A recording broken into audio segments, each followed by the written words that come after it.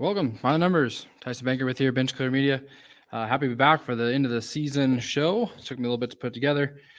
Sorry about that being a little bit late, but just had a little family time. Had a birthday last week. All those type of things was pretty fun. If you didn't see my tweet, my students spoiled me. Got a nice,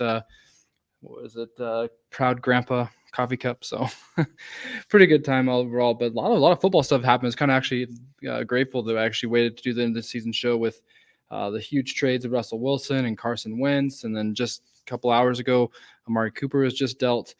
So a lot of movement right now in the NFL. So the NFL has some eyes on it. Definitely with the baseball lockout finally ending, having some baseball in sight is nice. It's always a dead time in sports right now with basketball just kind of in the middle of things. Football is pretty dead other than the combine and some draft stuff that's kind of been coming up. And then we have baseball around the corner. But with that, just kind of keep that in mind. I'll be kind of altering the show as you go forward a little bit in the offseason. I'm going to kind of mix in some baseball content. I've also been co-hosting on the flagship podcast with Rob Kent every other week as well. If you want to check that out, we kind of stay strictly to baseball, but those are kind of my two passions, the hobby, football and baseball. So I like to mix it up a bit and get into the numbers in that as well. But let's get kind of the headlines first, kind of how we start the show usually. So again, Russell Wilson was traded to Denver for Noah Fant, Drew Lock, Shelby Harris, 2 first-round picks, and 2 second-round picks. So quite the haul for Seattle for what Russell Wilson. We've been talking about it all year on the show, if you're a regular listener, about how him and Pete Carroll, things have been going a little bit sideways. Wilson's been kind of wanting out of Seattle, kind of behind the scenes, and I think this is proof that that is true. He is in Denver now. They have a new coach. They have Hackett from Green Bay coming in. Who's an offensive-minded coach. I think this gives all the guys in Denver a big uptick. I think you look at, Noah Fant left, unfortunately. He doesn't get to experience the good quarterback, but you got Jerry Jeudy, Javonte Williams we'll get to later in the show, but it's a lot of pieces on that team to be pretty successful early. They're in a top division. They got Herbert and Mahomes, KC, and even the Raiders have been pretty tough in some ways. So definitely tough division, interesting spot. But Russell Wilson's in Denver. So that's something that we'll talk about too in terms of his card price, if we think that's going to affect him at all in a positive or negative way. Carson Wentz, definitely an interesting trade. He was basically traded for 2 third-round picks, maybe 1 third, 1 second, if conditionally. Very interesting that he's only there for 1 year. He's with his coach. They had the most success with in Philly and Frank Reich. Reich vouched for him and then also apologized to the owner for vouching for him and not working out.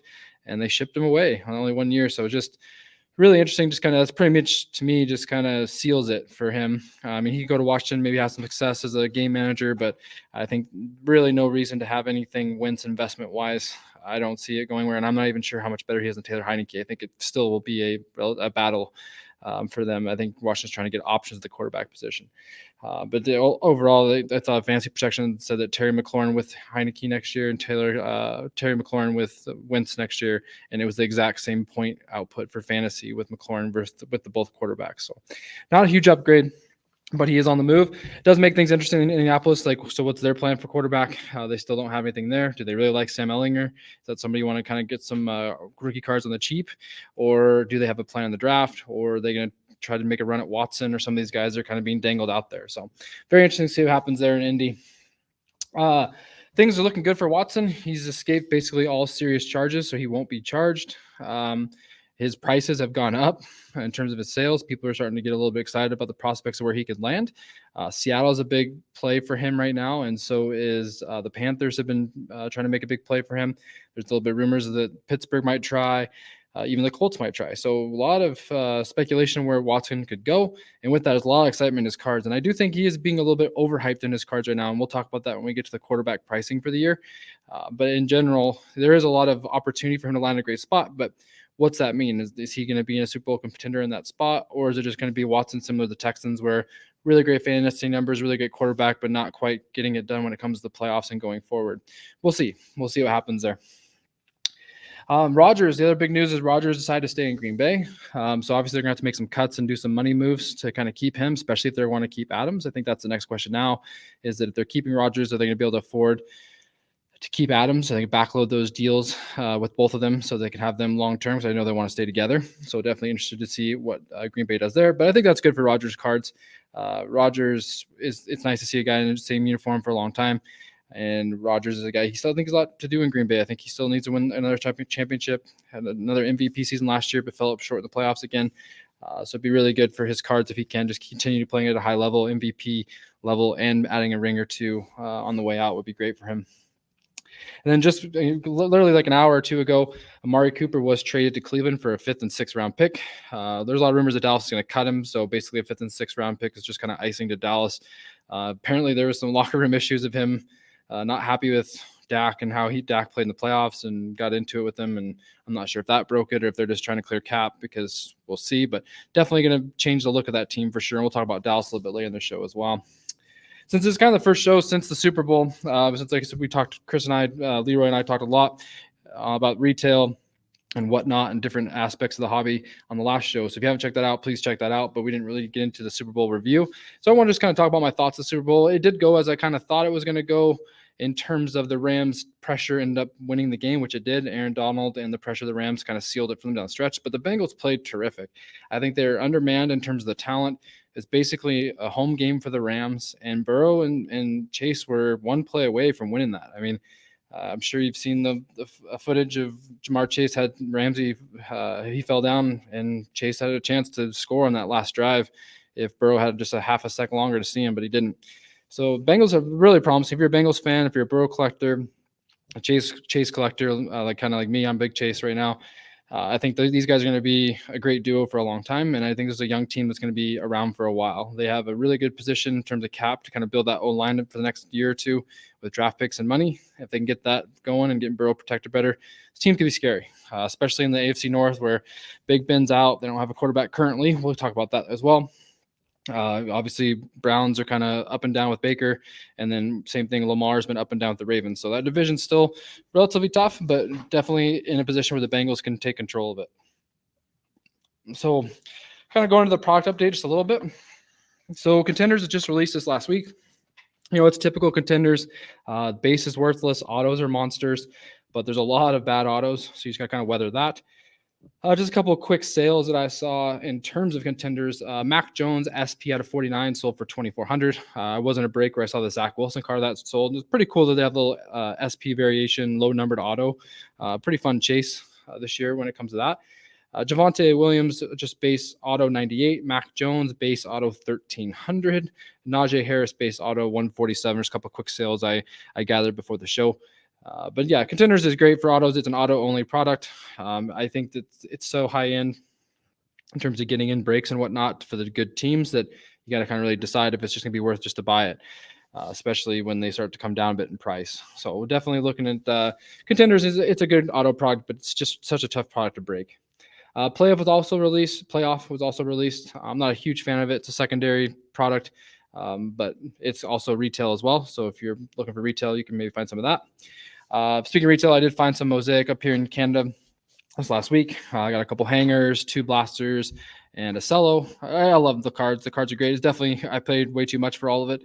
I think it's about $50 a blaster in Canada for Mosaic. So it's about, it's about a 1.2 exchange rate. So you're looking about 41 US, but 50 Canadian for a blaster. It was 35 for a hanger and 24 for a cello. I felt like the hangers had the best value. It's nice to get the for sure reactives and the colors, and you also get parallels on top of that. So I kind of liked the odds of the hangers the best without doing much research into the odds they put on the packaging. But overall, pretty good. I had a couple good colors. A nice reactive Najee Harris, but nothing big for quarterbacks, but still a fun rip. I really enjoy the product. Phoenix comes out April 7th. Panini Kin Case comes out April 13th. Prism pushed back to April 27th. It's pretty close to draft weekend, so see if there's any push to that. It's kind of weird. We're drafting the 2022 guys while we're still trying to get the basic rookies out of Prism for 2021 guys. So things are pushed back quite a bit. It'd be really weird to see when Optic comes out. Optic could almost be middle of the summer, which would be quite interesting to see it be that late, almost to training camp time. So, but anyways, that's kind of the little product update of what's going on in the football card world. As I discussed on the previous show, I did break down. I took out the top 12 quarterbacks value-wise, and I just looked at them from preseason sales to end-of-season sales, and I kind of got their high point. Overall, it's not good in terms of going up versus going down. So kind of give you the tidbits of it, and then I'll kind of pick out some key ones. I don't want to read the list to you. But taking all the sales of the preseason added up for those 12 guys and all the sales of the end of the season, there's a 20% drop from that. So it was about $35,000, almost $36,000 for the preseason, and then about 29,000 for the end of season. So 20% drop of quarterbacks across. Every quarterback dropped except for one, and the one is going to shock you, Deshaun Watson. And I gave him the recent sales. He's had a couple sales of 793, which is his high for the since September, and we know that's because he's now proven innocent, that he's good to go. So there's some excitement right there. But even before that, he was still up about 20-30%, and still the only guy that's up in his sales from beginning of the year. Beginning of the year, Watson was 520, had a couple sales 793, but as I mentioned, he was around 600 before the good news of his being basically proven innocent. So very interesting to see a guy sit out a whole year and be the only guy that gains value. So other guys we'll just kind of go through a couple here, but Brady is pretty status quo. He's basically the same, 16,100 preseason to 15,800 with a high of 26K. So a 2% down change for him. Some kind of notables that I just tweeted out. If you haven't followed me, make sure to follow me at @numbers_behind. Also, rate and review the show, guys. Give me comments of words of encouragement or anything you can do to help me improve the show for you. But I put on Twitter, Aaron Rodgers dropped 43% since preseason, 4,500 down to 2,600. And then he had a 6,000 sale in between there. So he's very up and down. 6,000 is right around his MVP. Kind of everybody forgot who's going to win MVP. So you can kind of see that those kind of plays are valuable in this hobby. You got Patrick Mahomes. He was down 32%, 9,000 down to 6,251, with that 9,000, almost 9,100 being his high. Let's see a couple other guys here. Josh Allen and Stafford both down 34% from their preseason to end. Stafford's is interesting. He's 1,100 at the start of the year with excitement of him being the Rams. After the Super Bowl win, he did have an 1,800 sale, and then he's down to around 800. So kind of a weird, just a little fall off. I don't know if there's just a little bit of Stafford collectors or what, but he's been very volatile in terms of his movement throughout the year. He's had some weird high and low sales all year. Burrow, after his Super Bowl win, 340 preseason, 310 end of year. He had 734 was his high, and that was after beating Mahomes so basically a drop of 9% over the entire season. Herbert dropped 22% on the season. Russell Wilson down 21% from the preseason. Dak, one of the biggest fallers, 884 to 430 from preseason to postseason, 52% drop. A couple other big drops here. Lamar Jackson dropped 54%. He's down to 310 right now. Kyler Murray down 58%. I believe he is the biggest drop overall. He is of these 12. He's 58% down, 397 to 168 right now with a high of 500 in there when they were playing well in about week 4 is that when that price was pulled. So just really overall, they're just down. Overall, they're down. I think there's a lot of reasons for that. The market's down. There's no football going on right now, so pulling prices right now isn't ideal, but still seeing where they were preseason versus postseason is a good gauge. I think, like I said, Brady is kind of, to me, a very good indicator of the overall market since he's high-end. So those high-end prices are pretty stable for him, but these guys that really haven't proven much are kind of the guys that are still trying to build their careers. You can see they fall off pretty fast when the interest goes away.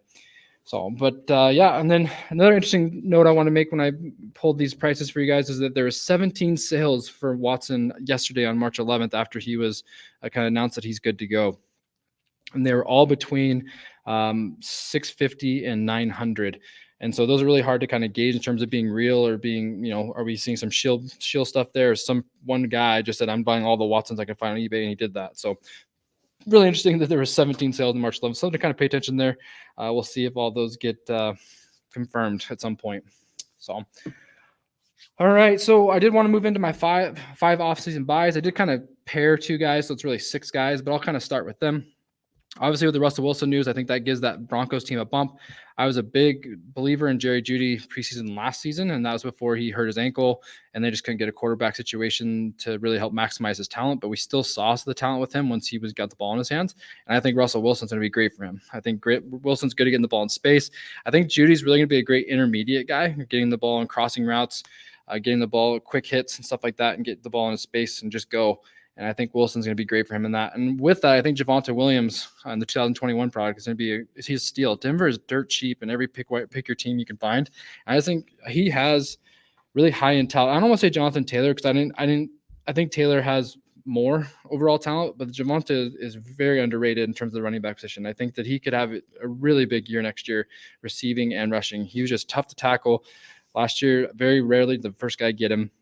So I'm pretty big on Javonte Williams. I've been grabbing Denver a lot in pick your team breaks, and I suggest you do the same if you want a little bit of a quick hit running back guy that gains a lot of value. Javonte's been climbing the dynasty ranks in fantasy football quite a bit. Another guy, CeeDee Lamb, I just went back to him just because Amari Cooper's on his way out. Cleveland, and Michael Gallup's a free agent. They may bring him back, but if not, then a lot of targets are up for grabs, and that means a lot of those targets are going to be going to CeeDee Lamb instead of spreading it out to their, they had Schultz, Cooper, Gallup, and then also Cedric Wilson came on late. So they had a lot of mouths to feed. And if, two of the main guys leave, it's really big for Lamb and his target share. So I will be looking at CeeDee Lamb some more, even he's already a PC guy being a Cowboy. Another guy that I think is a little bit undervalued, and I think it's just because the team disappointed, is Najee Harris. I think that if they get a quarterback, even like Jimmy Garoppolo, anybody that can just be better than Big Ben was, which was going to be hard to do. And no offense to Ben, he just wasn't great last year. I think Najee is the guy that can just have a monster year from a fantasy perspective, kind of that breakout year like Jonathan Taylor. Now, it's funny to say breakout because already Najee had 384 touches last year, 1,700 total yards, 10 touchdowns. So that was a massive rookie year, and I think he can improve upon that. That's the scary part. I think we can look at over 2,000 total yards, 15 touchdowns, and that's a RB1 type season. I think he definitely can do it. So definitely looking at him. I'm going to keep my guy on here just because it's a guy that's been beating the drum for a long time. But I think Jonathan Taylor is still a buy, even if it's just you're buying him in the offseason and selling right before the season, because he's going to be RB1. He's going to be on top of all the fantasy magazines for the RB first pick. He's probably going to be first pick in most standard drafts. So I just think that exposure and people looking at Jonathan Taylor, it's going to just keep upticking as this season gets closer. So even if that's the play, but I do think he's going to have another monster year. I do think they'll find a quarterback that they can at least move the ball. I mean, that's the hope. But even if they don't, they can go back to how it was, year before with Rivers, and he still was really effective. That O-line makes things easy either way. So still buying Jonathan Taylor this offseason for sure. I did sneak Russell Wilson in there. I did think he's undervalued even before the trade. And then just the excitement of the trade, a new landing spot, and a team that he can compete with now for a championship. I think there's a good opportunity there. As I read up there, his prices are still quite cheap. Let's kind of review that real quick here. He is $737 for his towel down PSA 10 Prism. So, and that's a relatively low prop for that card as well. So I still like Wilson as a buy. I'm still hammering Trevor Lawrence. So he has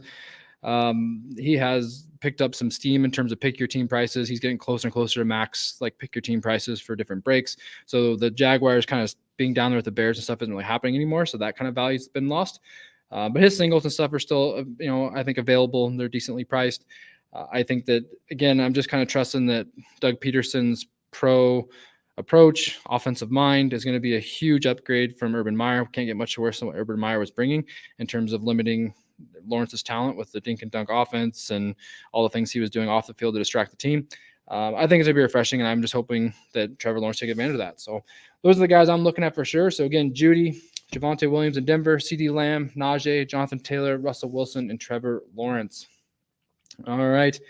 And kind of close up the show here, I just wanted to do 5 takeaways from the 2021 season. Just the biggest one, this is at my own team, so I'm throwing a little bit of rocks at a glass house here, but Dallas is getting old. I mean, Zeke and Dak are just not the players that we think they are. I think their perception in the hobby and perception in dynasty is also just going down in terms of fantasy. Dak, he still showed some signs last year that he was the same old Dak, but I don't know if that shoulder got fatigued. But in the year, his zip and his throwing ability did not look as sharp. And then Zeke has declined every year for the last 3 or 4 years in terms of his production and just making guys miss and being that dominant back that he used to be. So Dallas has run out of time. I mean, they're going to be in a really tough spot as a franchise because if they're not getting much from Zeke and Dak's not the best Dak we've seen, they're going to still be competitors in that NFC East, and so they're still not going to get high draft picks, and so they're just going to kind of keep being mediocre. They're not going to get a lot of these opportunities to make runs. They'll maybe win that weak NFC East and lose in the first round, and if that's the pattern, it's going to be very tough for that franchise to kind of get out of that rut of not being able to win those playoff games that the fans of Dallas are still quite upset about. So long story short, I think Dallas is running out of time. I think we might, if they kind of struggle or if a very similar season happens next year, I think it'd be not even just McCarthy being gone. I think it might be Dak and Zeke in a full-on rebuild type deal. So definitely seeing what happens with Dallas next year. I just put Chase and Jefferson are going to be monsters. Chase, obviously a monster, one of the best rookie receiving years we've seen. Jefferson, one of the best first 2 year start we've ever seen. They're just strong receivers. I think are going to be really good in this league for a long time. I know that quarterbacks is where the money's at, but if I'm going to put some money in some players that aren't quarterbacks, I think that these guys have a chance to have some very nice Hall of Fame type careers that they're going to be fun to watch and have our attention in fantasy and in the hobby for a long time. So definitely be chasing Chase as more product comes out in 2021. It's definitely my kind of target for the summer. Brady retiring, be interesting to see how his value does over the next couple of years. If it's also going to be interesting in terms of our rookie reports because he was an outlier. He was just so much higher than anybody else, so it kind of level the playing field in terms of reality. I think not that everybody expected a Justin Herbert rookie to get to 13, 16,000 like a Brady rookie because of the pop reports and all that stuff. But it just kind of like maybe makes that lottery ticket rookie card of the future maybe get out of people's mind a little bit. That's not as realistic as you think because he was still playing for so long. So very interesting to see what happens to his rookie cards and very interesting to see how that maybe affects the overall active quarterback rookie cards for next year. AFC is loaded with quarterbacks. They just Mahomes, Allen, Herbert. Now they have Russell Wilson, Joe Burrow, Mac Jones, Lamar Jackson. It'll be a very exciting but tough conference to come out of for the Super Bowl for the next few years. So it's a little bit kind of a double-edged sword there. It's exciting for that conference to have that type of competition. But then also, only one guy can really benefit it from going to the Super Bowl. And this year was Burrow. Next year it could be Wilson. And the year after that could be Herbert or Mahomes. It's just be very difficult to have I think we can already say there's not going to be a Tom Brady type run ever again, but this AFC and the strength of those quarterbacks is going to kind of prove that to even be more difficult to have a very consistent year in, year out contender in the AFC. And the last thing, I think it's a big exciting QB carousel. We have a very interesting Wilson trade that happened already. We have Wentz on the move. We have a lot of teams desperate for quarterback, whether it's the Saints, Seattle, Panthers. So many teams are desperate for quarterback and a very weak quarterback class. So there's going to be some pretty, I think, aggressive moves, especially for Watson. And we might be like, wow, that's a lot. But at the end of the day, they need that to be successful to get that quarterback. So we might see maybe some overpay even on some guys that aren't even that good. Even small guys like Jameis Winston. He didn't play bad till he got hurt. We'll see what he does going forward. But I'm pretty excited for the quarterback carousel as this draft class is relatively weak. So these free agents and possible guys that can move are probably going to get a pretty penny. So that's it for the end of the season show. Hope you guys enjoyed the season 2 of Behind the Numbers. I will continue to improve the content for you when it comes to football.